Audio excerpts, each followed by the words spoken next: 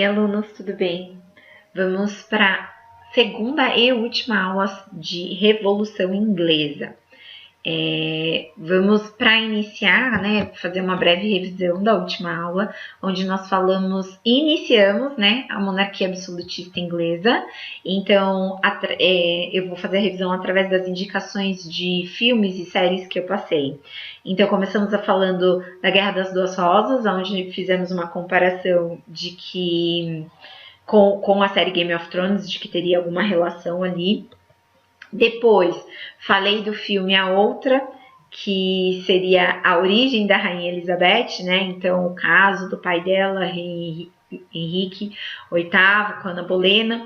E aí, a Elizabeth I como uma das grandes monarcas que a Inglaterra teve, a Rainha Virgem, que não teria deixado herdeiros.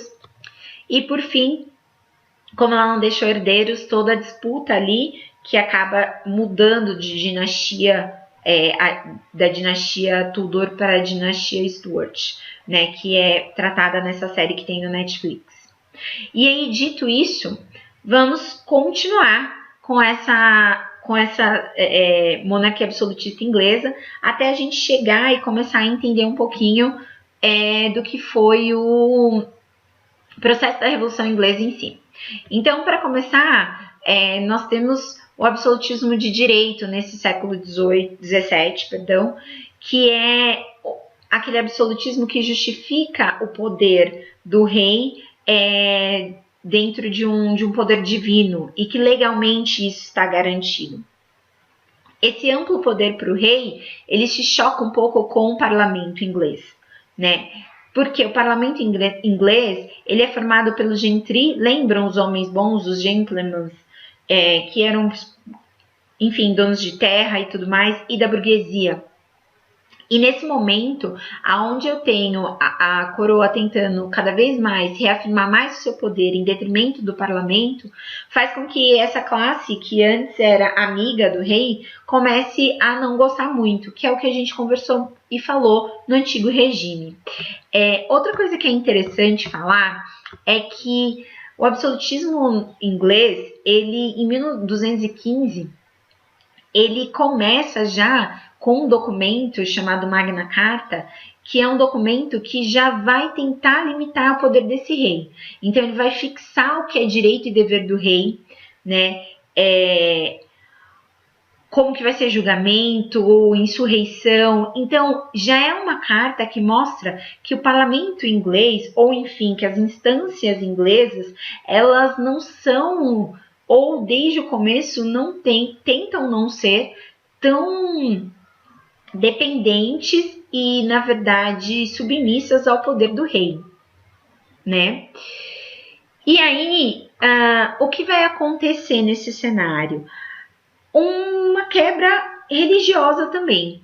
A gente já teve uma primeira quebra quando a gente fala do filme A Outra, e que eu falei lá do pai da Rainha Elizabeth I, uma primeira quebra que é entre Igreja Católica e Igreja Anglicana.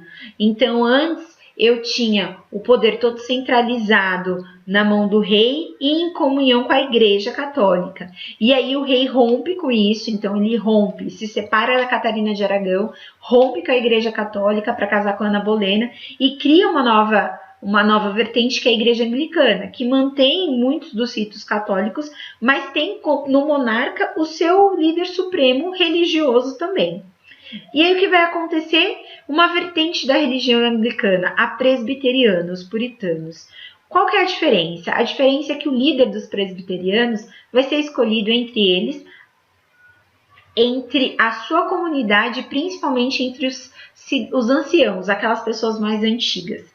Então, ele tira o poder religioso do rei. E por que isso é significativo? Porque o clero e qualquer forma religiosa é base de poder, é o apoio do rei. Não é à toa que os monarcas da dinastia Stuart começam a fazer uma série de ações para manter do seu lado a vertente da Igreja Católica. Bom, em 1628, o parlamento faz um documento chamado Petição de Direito, que limita o poder do rei Carlos I. E aí o que acontece? acontece que o rei fecha o parlamento. Vocês querem limitar meu poder? Então eu não deixo mais que vocês existam. E é aí que a gente vai começar o processo em si da Revolução Inglesa. Então, até aqui, a gente viu só a construção da monarquia inglesa. Mas agora, nesse momento, a gente vai começar a entender o que foi a Revolução Inglesa em si. Então, o parlamento tenta limitar o rei com a petição de direito e o rei vai lá, você vai me limitar? Então eu fecho. E não existe mais parlamento algum. E aí começa o processo da Revolução Puritana. Que vai ter... Por que puritana? Porque é aquela vertente que eu falei, né? Então existia a religião anglicana e vai ter essa vertente presbiteriana puritana, que vai ser, em boa medida, formada pela burguesia e o gentry, ou seja, a galera do parlamento que está fazendo frente à monarquia. A primeira parte dessa revolução é a Guerra Civil, entre o Carlos I, que fechou o parlamento, e o parlamento que foi fechado. Certo? O Carlos I vai ter o apoio da nobreza anglicana e católica, e o parlamento são os puritanos, burguesia e gentry. E aí o que acontece? Entra na história um cara que vai fazer a diferença para o lado do parlamento, Oliver Cromwell. O que o Cromwell vai fazer que vai dar ao parlamento a vitória nessa primeira fase? Ele vai mudar o que se entende por exército. Na época, o exército tinha cargos por questões de amizade. Então, eu conheço fulano, então eu vou dar para ele o cargo de general e assim por diante. E o Oliver Cromwell traz a ideia de ascensão na carreira militar através de serviços bem prestados. Ou seja, tipo o McDonald's funcionário do mês. Então, quando você faz um serviço bem feito, você ganha essa premiação, enfim, não seria nem premiação, né? Mas no sentido de evoluir mesmo dentro da categoria. E aí, com isso, o que vai acontecer? O exército vai começar a se dedicar muito para conseguir chegar a cargos superiores, para ter essa ascensão profissional. E já na monarquia, no Carlos I, os grandes líderes generais, eles às vezes nem eram soldados, eles eram só pessoas de confiança, enfim. O fato é que com isso Oliver Cromwell consegue formular e consolidar um exército muito significativo que não só tira Carlos I do poder, como condena ele à morte e corta a cabeça do Carlos I. Essa é a primeira fase. Então, o parlamento consegue tirar do poder um monarca absoluto. Segunda parte, regime republicano protetorado. Quem vamos colocar no poder? Cromwell. Foi ele que nos ajudou, ele que conseguiu tirar esse monarca do poder, ele vai conseguir fazer um governo significativo para a gente.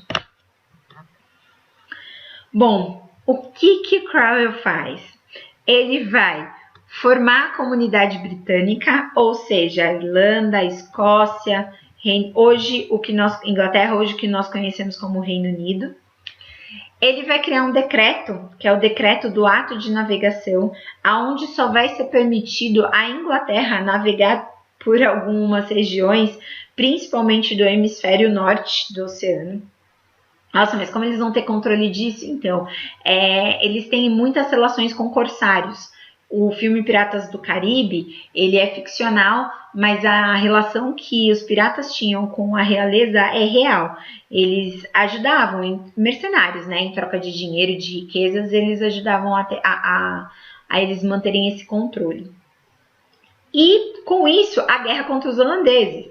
Vamos lembrar de história do Brasil? Brasil colônia, os holandeses, o lucro deles era das relações com o Brasil, como que eles não teriam passagem para navegar pelo oceano.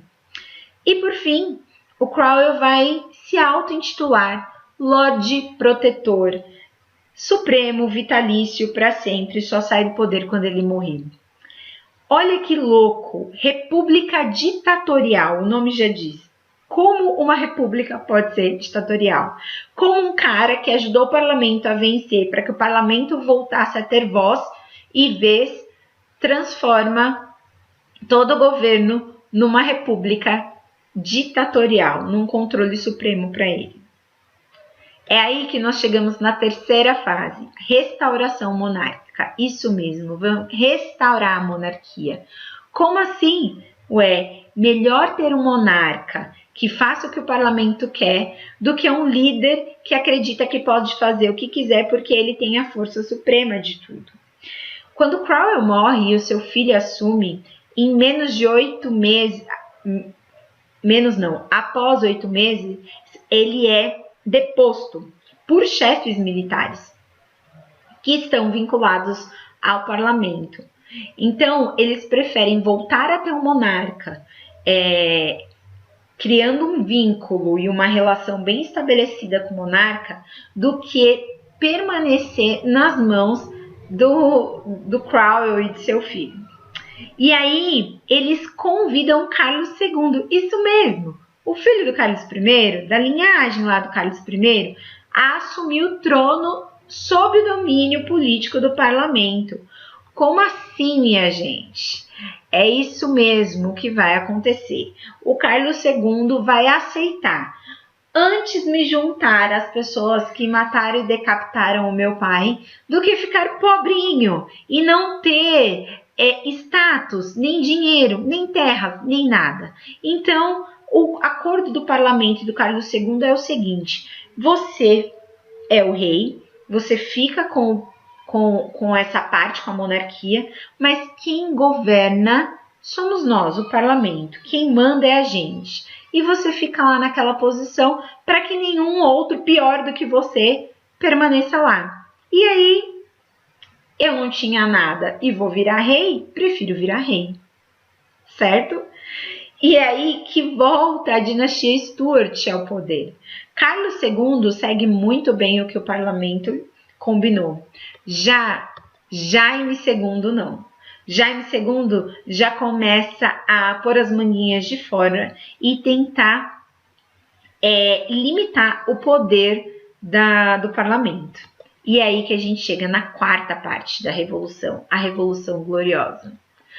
Jaime II, como eu disse, já estava limitando o poder do parlamento, começando a colocar ações para que ele se sobressaísse e principalmente para que ele não tivesse que dividir o poder com o parlamento.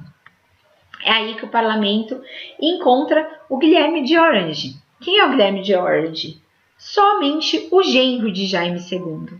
Ele é casado com a Mary Stuart, a filha do Jaime II. E aí o parlamento vai lá e fala o seguinte: a gente precisa tirar o seu sogro do poder, porque o seu sogro não está cumprindo com o que foi acordado, com o que foi legitimado no processo da Revolução, que era o rei reina, mas quem governa é o parlamento. E Guilherme de Orange aceita. Eles depõem Jaime II do poder, ele retira o seu sogro do poder e eles formulam um documento que é a Declaração de Direitos, onde nessa declaração fica bem explícito, claro, que a supremacia da lei é soberana ao rei. Então, a lei é soberana à vontade do rei. A supremacia da lei sobre a vontade do rei. Logo, o rei reina, mas o parlamento governa. E aí a gente formula de vez a monarquia parlamentar que existe até hoje na Inglaterra, onde existe a realeza, então a rainha Elizabeth de todos os anos possíveis, e toda a dinastia, filho, neto e tudo mais que vem na sequência. Essa monarquia que está hoje na Inglaterra, ela é a monarquia que veio da Maria Stuart e do Guilherme de Orange. E com essa declaração de direitos, acaba definitivamente o absolutismo na Inglaterra, ele passa a ser um Estado liberal, ou seja, eu não tenho mais o governo intervindo diretamente na economia, eu tenho uma economia liberal e eu tenho um avanço capitalismo com isso absurdo.